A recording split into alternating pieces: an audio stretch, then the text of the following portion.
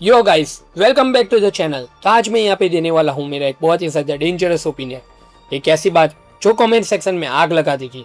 अगर आप लोगों को लगता है दोस्तों कि यहाँ पे एनीमे, मांगा या मानवा यहाँ पे पीक फिक्शन है, तो भाई लोग तुमने अभी तक यहाँ पे लाइफ को प्रॉपर्ली टेस्ट ही नहीं किया। तुम्हारा पैलेट अभी भी यहाँ पे ट्रेनिंग व्हील्स पे ही है।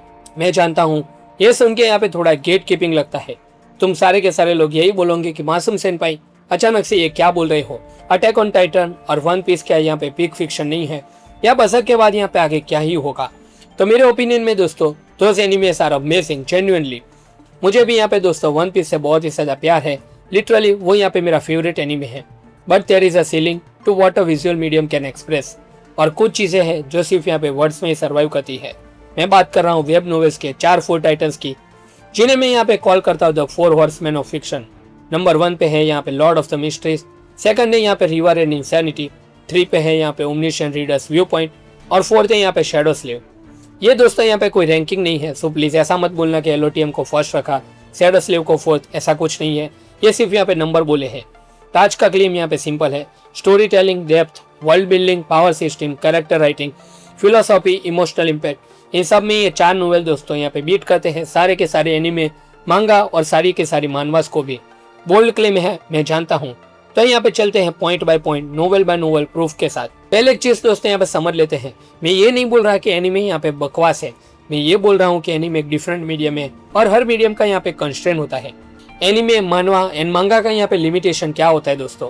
पैनल का space, episode run time, studio budget, pacing decision जो यहाँ पे प्रोड्यूसर लेते हैं, एनिमेशन कंसिस्टेंसी, फिलर्स आर्क, और इन सब चीजों के बीच में ओरिजिनल स्टोरी का सोल कभी कभी यहाँ पे कंप्रेस हो जाता है, कभी कभी कट हो जाता है, कभी कभी लिटरली यहाँ पे जो मेन चीज होती है वो स्किप हो जाती है।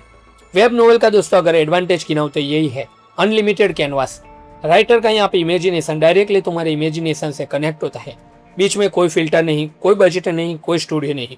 जो चीज मांगा में यहाँ पे 3 पैनल में कट होती है, वो वेब नोवेल में 3 चैप्टर्स में यहाँ पे फील करवाई जाती है। Internal monologue, slow burn mystery, political mind game, philosophical layers जो स्लोली यहाँ पे अनफोल्ड होते हैं स्टोरी जैसे आगे बढ़ती है। थिंक ऑफ इट लाइक अगर एनीमे यहाँ पे एक बॉलीवुड ब्लॉकबस्टर है तो वेब नोवेल एक 800 पे लिटरेरी नोवेल है जो तुम्हारे हाथ में है। दोनों का अपना मैजिक है, बट डेप्थ के मामले में नोवेल ही जीतता है, always has and always will. और ये 4 नोवेल सिर्फ एंटरटेनमेंट ही नहीं है, ये एक्सपीरियंस है। Let me prove it. अगर पहले हॉर्समैन की बात करें, Lord of the Mysteries, LOTM, Attack on Titan का मिस्ट्री, डेथ नोट का माइंड गेम, बजक का डार्कनेस, तीनों चीजें यहाँ पे एक साथ चाहिए। एलओटीएम एक्जैक्टली वही है। Victorian steampunk world, secret societies, cosmic horror, और एक ऐसा मेन कैरेक्टर जो एक लिटरली अबेंडन थ्रोन पे बैठ के गॉड लाइक बीइंग के साथ यहाँ पे डील करता है। पावर सिस्टम इसका क्या है? पोशंस। हर पोशन यहाँ पे पावर देता है, बट साथ में यहाँ पे देता है मेडनेस का रिस्क। जितना पावरफुल पोशन उतना ज्यादा यहाँ पे चांस है कि तुम अपनी आइडेंटिटी भूल जाओ। कोई रैंडम पावर अप नहीं, कोई स्क्रीमिंग न्यू फॉर्म नहीं। हर लेवल पे प्राइस है, सेक्रीफाइस है, कॉन्सिक्वेंसेस है। और अगर दोस्तों मिस्ट्री की बात करें, चैप्टर 200 में पे ऑफ आता है और आपको रियलाइज होता है कि क्लू तो यहाँ पे चैप्टर 50 में था। एलओटीएम को आप जितनी बार यहाँ पे दोबारा पढ़ोगे उतनी बार आपको एक नया एक्सपीरियंस मिलता है। LOTM is not a story you watch, it is a puzzle you survive. दूसरा हॉर्समैन है यहाँ पे रिवर एंड इंसैनिटी, और मैं पहले यहाँ पे वॉर्न कर देता हूँ, ये नोवेल तुम्हारा कंफर्ट जोन यहाँ पे डिस्ट्रॉय करता है। मेन कैरेक्टर है यहाँ पे फांग युआन। 500 साल की मेमोरी के साथ उसका रीबर्थ हुआ है। एक ही गोल, एटर्नल लाइफ, और इसके लिए वो कुछ भी करेगा, manipulate, betray, sacrifice with zero guilt. कोई रिडेम्पशन आर्क नहीं है इसका, कोई हिडन सॉफ्ट साइड नहीं है यहाँ पे मेन कैरेक्टर की। बट ये evil over powered main character नहीं है। फांग युआन फेल्स, वो यहाँ पे हारता है, एडेप्ट करता है, और यही उसे टेरिफाइंग बनाता है, क्योंकि वो यहाँ पे एक मिरर जैसा बंदा है। एक ऐसा बंदा जो पूछता है अगर सच में सर्वाइवल और मोरालिटी क्लैश करें तो तुम एक्चुअली में क्या चूज करोगे? चाइना में दोस्तों ये इस नोवेल को यहाँ पे लिटरली बैन कर दिया गया है, इमोरल वैल्यूज प्रमोट करता है बोल के। और भाई जो नोवेल गवर्नमेंट को यहाँ पे इतना अनकंफर्टेबल लगे उसमें जरूर यहाँ पे कुछ ना कुछ सच्चाई होती है। आप लोग समझ जाओ कि ये नोवेल यहाँ पे कितनी ज्यादा खतरनाक होगी कि चाइना में ये नोवेल अब बैन है। थर्ड है यहाँ पे ओमनिशिएंट रीडर्स व्यू पॉइंट, जिसको यहाँ पे सारे के सारे लोग ओआरवी भी बोलते हैं। ये नोवेल दोस्तों पर्सनली सबसे ज्यादा इमोशनल ब्रोक कर देता है आपको एज अ रीडर। सेटअप की बात करो तो किम डोकचा एक ऑर्डिनरी बंदा है जिसने यहाँ पे एक novel 3 ways to survive in ruin world years तक यहाँ पे अकेले पढ़ी है। लिटरली दोस्तों वो यहाँ पे नोवेल का यहाँ पे एक ही रीडर था, और जब यहाँ पे नोवेल एंड होती है रियलिटी उस नोवेल के सिनारियो में यहाँ पे कन्वर्ट हो जाती है। किम डोकचा का एडवांटेज क्या है? ही नोस द स्टोरी, लगता है कि यार उसे तो स्टोरी पता है, इजी विन रहेगा। नहीं, ओआरवी का रियल क्वेश्चन ये नहीं है कि वो सर्वाइव करेगा या नहीं।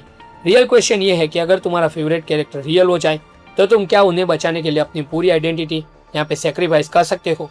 ओआरवी मेटा फिक्शन है और जीनियस पार्ट ये है कि एक पॉइंट आता है जब आप लोग रियलाइज करते हो कि किम डोकजा के बारे में एग्जैक्टली तुम वही फील करते हो जो वो यहाँ पे यून जुनियोक के बारे में फील करता है।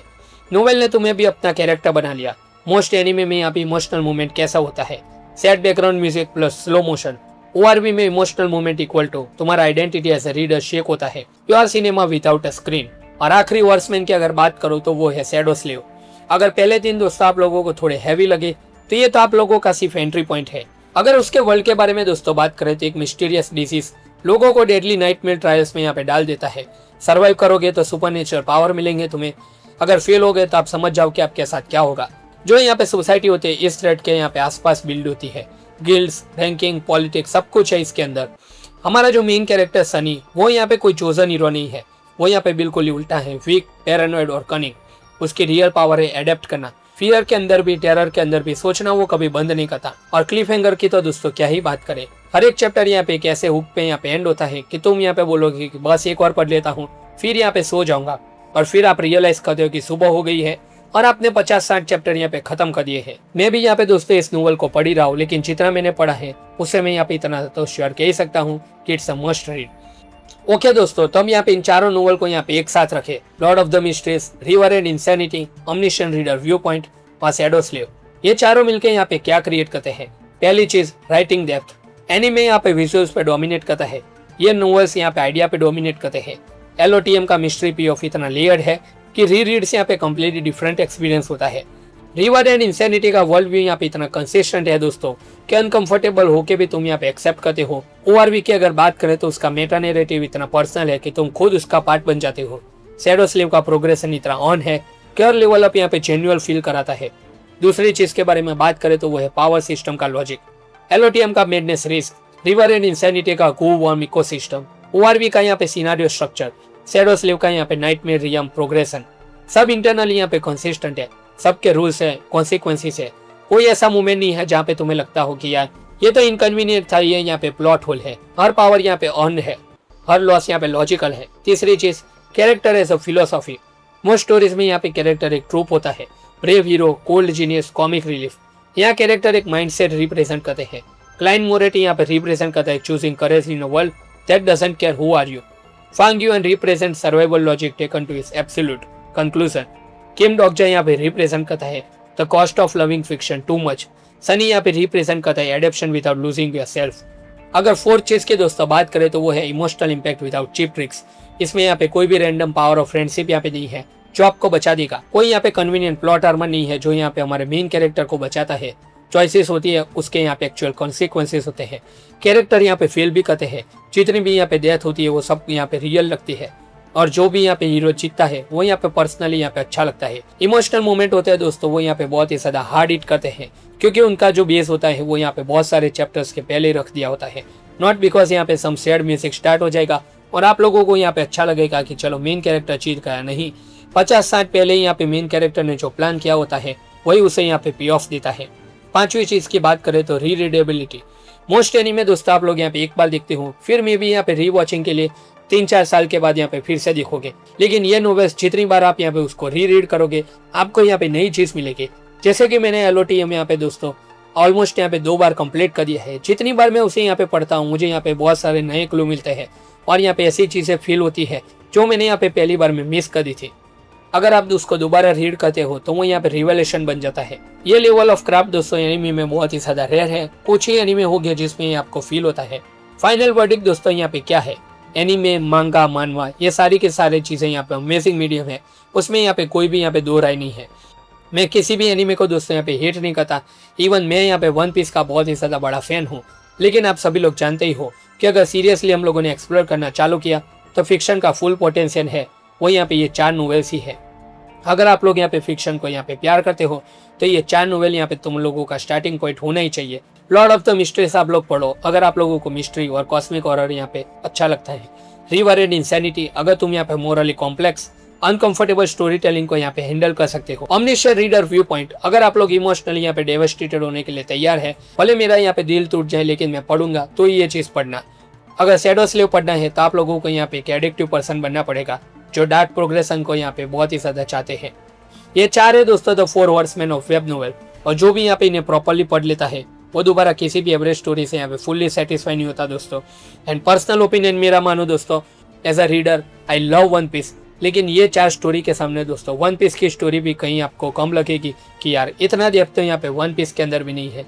मैं जानता हूँ दोस्तों कि आप में से बहुत सारे लोग इसमें यहाँ पे गालियाँ दोगे, लेकिन प्लीज़ यहाँ पे कमेंट सेक्शन में गाली मत देना। प्लीज़ ये 4 वेब नोवेल को यहाँ पे एक बार ट्राई करना। अगर नहीं अच्छा लगता तो आप लोग कमेंट सेक्शन में अपना ओपिनियन बताना। तो दोस्तों अगर आप लोगों को ये वीडियो अच्छा लगा हो तो फटाफट से यहाँ पे इस वीडियो को लाइक कर देना, चैनल को सब्सक्राइब कर देना। हम लोग यहाँ पे 20 के सब्सक्राइबर के बहुत ही ज़्यादा करीब हैं। ये सब्सक्राइबर का टारगेट दोस्तों आप लोग जल्द से जल्द यहाँ पे कंप्लीट करवा दीजिए, ताकि ऐसे ही मैं नए नए वीडियो आप लोगों तक लेके आऊँ। और यहाँ पे हाइप पॉइंट देना बिल्कुल भी मत भूलना, ताकि और भी लोगों तक ये वीडियो पहुँच जाए। तब मिलता है दोस्तों आपसे अगले वीडियो के अंदर, तब तक के लिए गुड बाय।